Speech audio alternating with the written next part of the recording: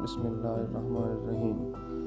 आज हम पढ़ने जा रहे हैं उर्दू लिखाई के हवाले से पेपर का पैटर्न क्या होता है, पेपर को हमने लिखना कैसे है। ठीक है, मैंने पिछले 4 लेक्चर्स में अल्फ़ाबेट्स जो थे सारे के सारे कंप्लीट सिखा दिए थे।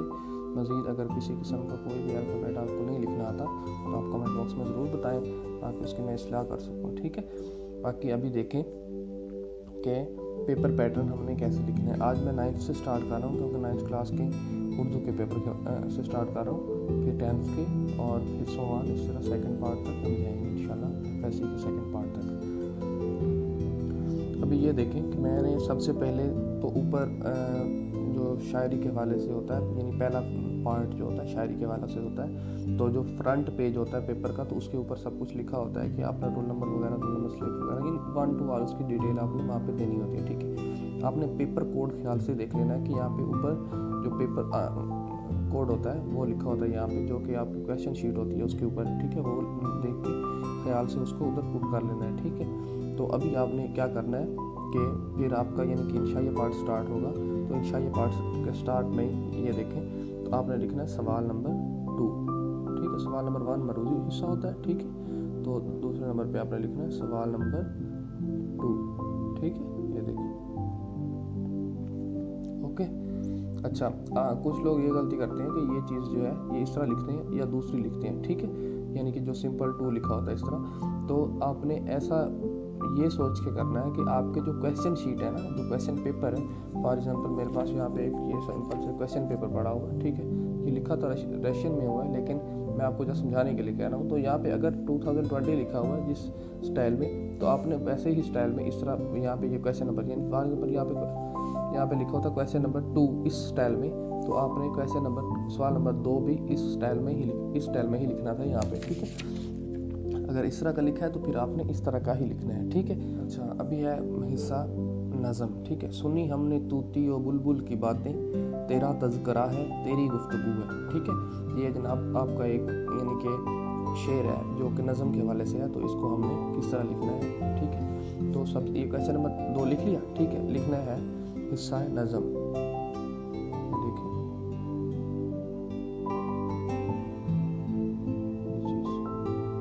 ठीक है, ये 3 डॉट्स और ये चीज़ समझ आइए मैंने किस तरह लिखा। ठीक है, इसका नज़म लिख के फिर ऐसा करना है कि आपने शेर लिख देना है, और वो इस मार्कर से नहीं, आपने पेन से लिखना है, या आप अगर बॉल पेन पे अच्छा बू रखते हो तो फिर बॉल पेन से लिखना है, अदरवाइज बॉल पेन से नहीं लिखना। ठीक है, शेर क्या था, सुनी हमने, ये देखिए मैं यहाँ से स्टार्ट लेता हूँ, सुनी हमने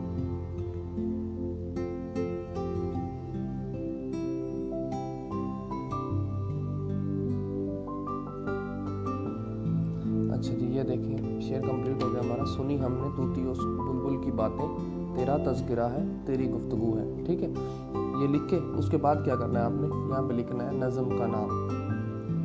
नज़म का नाम, हाँ, हम लोग मुख्तलिफ ये मिस्टेक करते रहे हैं पिछले दिनों में, पिछले सालों में, कि नज़म का नाम लिखते थे, हालांकि नज़म का उन्वान होता है। ठीक है, ये सबक के हवाले से भी यही लिखना है, नज़म का उन्वान और सबक का उन्वान। ठीक है, नज़म का उन्वान और नीचे लिखना है हमने शायर का नाम।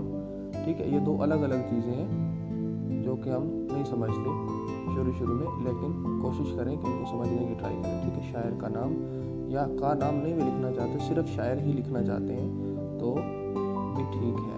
ओके, अभी ये देखें, अच्छा, शायर का नाम और नज़म का उन्वान। फॉर एग्जाम्पल शायर का नाम तो मेरे जहन में नहीं आ रहा कि कौन सा है, लेकिन मैं इसको हम लिख देता हूँ। ठीक है, और जो नज़म शायर का नाम है वो मेरे जहन में नहीं आ रहा है कि उसको क्या लिखना है। ठीक है, लेकिन मैं कोई भी लिख देता हूँ, फॉर एग्जाम्पल मैं लिख देता हूँ हफीज़ जलंधरी लिख देता हूँ, लेकिन ये हफीज़ जलंधरी की है नहीं, क्योंकि बाद लोग यहाँ से देख के जाते हैं और वही लिखा थे, लेकिन ये हफीज़ जलंधरी की नहीं है, ये तो मुझे श्योर है ना, तो मैं हफीज़ जलंधरी लिख देता हूँ। ठीक है, हफीज़ इनका मुकम्मल नाम था और जलंधर में पैदा हुआ, तो इस वजह से जलंधरी नाम से मशहूर किया गया। ठीक है, तो इसमें अगर फॉर एग्जाम्पल ये तखल्लुस है तो इसके ऊपर ये अलामत डालना ना भूलें, और कोशिश करें कि जब आपने ये नाम लिख लिया तो उसके बाद इसके ऊपर मार्कर से डालें ये वाली अलामत, जो कि शेरिया ये तखल्लुस की अलामत होती है। ठीक है,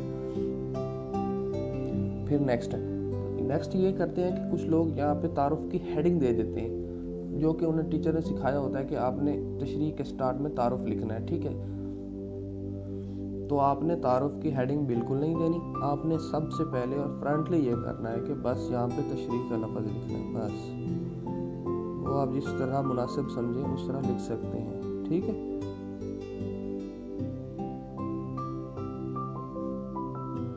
ये मैं पैटर्न के हवाले से बता रहा हूँ, जो बेसिक फिक्र लिखने वाले राइटिंग्स के हैं ये, यानी कि यहाँ पे कैसे अटैच करना है, ये वो है कैसे बनानी है, ये सारी की सारी मैं अगेन सिखा दूँगा।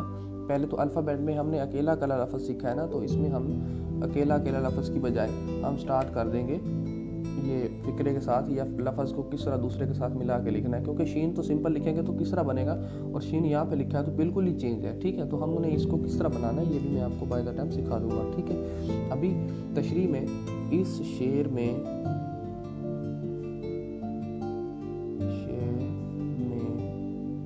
शायर हफीज जलंधरी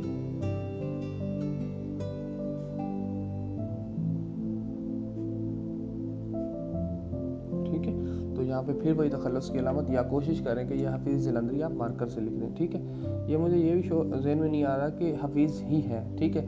बाज़ लोग जगह पे हफीज़ ही यूज़ किया गया है, लेकिन मे भी कोई जलंधरी और शायर भी हो, लेकिन जलंधरी भी मैंने एक दो जगह तखल्लुस पढ़ा है, ठीक है। तो जो इसका यानी सही हो ना, आपने उसके ऊपर ये अलामत तखल्लुस वाली अलामत लगा रहे हैं, इस शेर में शायर हफीज़ जलंधरी, ठीक है। ये चीज़ आप जब लगाओगे ना मार्कर से, तो उससे वाज़ेह हो जाएगा कि वाकई ही इसे शायर का नाम कन्फर्म पता है, ठीक है। तो आप ऊपर भी लिख के आ चुके हो, नीचे भी लिखना है, ठीक है। शायर बयान करता है कि, ठीक है, इस तरह लिखते जाना है, ओके। अभी देखें, बयान करता है कि, ठीक है, ये सारा कुछ लिख के आपने ये लाइन भी कंप्लीट लिख ली, ठीक है, सेकंड वाली भी लिख ली। ये तकरीबन आपकी ये एक शेर की तशरीह 1.5 सफ़े की होनी चाहिए। यानी कि मैं अगर बात करूं कि ये मेरे पास एक पूरा पेज है, ठीक है, ये है पूरा पेज नहीं है लेकिन बड़ा ही है, ठीक है। यहाँ से आपने स्टार्ट लिया, ये से मैंने स्टार्ट लिया, ठीक है। ये सारा कंप्लीट आके और इसका दूसरी साइड करके इस पेज के हाफ तक लिखना है, ठीक है, समझ आई। अच्छा, ये आपने ये लाइन फिर लिख दी, ठीक है, नेक्स्ट वाली लाइन भी लिख दी, थर्ड वाली भी, और कोशिश करें कि जहाँ पे आपका ये यानी पैरा एंड हो रहा है, तो शुरू में आप 5 3 4 लाइनें इसकी तारुफ की लिखें, ठीक है, जो शायर का तारुफ है, बयान करते हैं कि हफीज़ जलंधरी एक बहुत बड़े शायर, ये वो यानी कि जिस तरह आपको तारुफ बुक्स में लिखा होता है, शरह समाइल में लिखा होता है, सनशाइन में लिखा होता है, ठीक है। आपने उस तरह का तारुफ उठा के यहाँ पे चंद लाइनें उस शायर के मुतालिक लिख देनी है कि इसने बहुत अच्छी शायरी की है, ज़्यादा इसकी हमद है या नात है, या ये ज़्यादा गज़ल बयान करता है, या तीनों चीज़ें बयान करता है, या सिर्फ वो जो छोटे या वो अफसाने वगैरह लिखता है। तो यानी कि जिस तरह के आपका जैसा यानी कि आपने शायर के तारुफ पढ़ा हो तो वो लिखना है। तो कोशिश करना ये है कि हमने पैरे को यहाँ पे एंड करना है, ठीक है, हमने इस पैरे को यहाँ पे एंड करना है हर, ठीक है। जब आप इसको पैरे को यहाँ पे एंड करोगे या यहाँ पे एंड करोगे, यहाँ पे एंड करोगे तो पता नहीं चलेगा कि पैरा का एंड कहाँ पे हुआ, ठीक है। और इधर एंड कर दोगे तो फिर अच्छा नहीं लगता। कोशिश करो कि यहाँ तक एंड आए, ठीक है। फिर आपने क्या करना है, फिर आपने कोई हवाला देना है। सपोज मैं इस तरह ही लिख रहा हूँ, मैं इन लाइनों में मैंने मिसाल के तौर पे तारुफ नहीं लिखा, ठीक है, कोई भी तशरीह लिखी है, तो उसके हवाले से जो शायर कोई और किसी और शायर का शेर जो होगा, ठीक है, वो हम यहाँ पे ऐड कर देंगे। क्या ऐड करेंगे, मिसाल के तौर पे मैं यहाँ पे लिख देता हूँ, शायर ने क्या खूब कहा है। कोशिश करें कि ये जो शायर है इसका नाम भी आता हो, ठीक है, शायर ने खूब कहा है।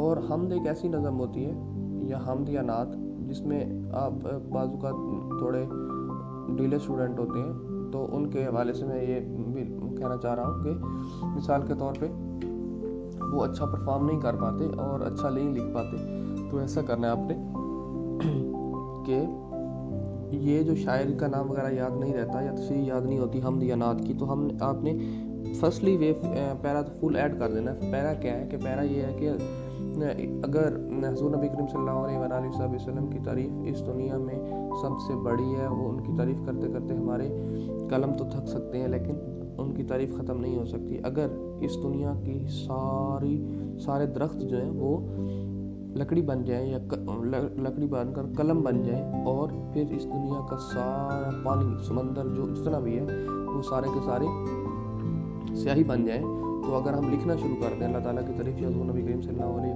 वसल्लम की तारीफ़, तो उनकी हस्तियाँ, उनके अकीदे, उनके नज़रियात इतने बड़े हैं कि हम उनकी तारीफ़ें लिखते लिखते हमारी ये कलमें टूट सकती हैं, स्याही ख़त्म हो सकती है, लेकिन उनकी तारीफ़ें ख़त्म नहीं हो सकती। ठीक है, यानी ये पैरा सबसे पहले आपने ऐड करना है। ठीक है, उसके बाद आप फर्दर चलें।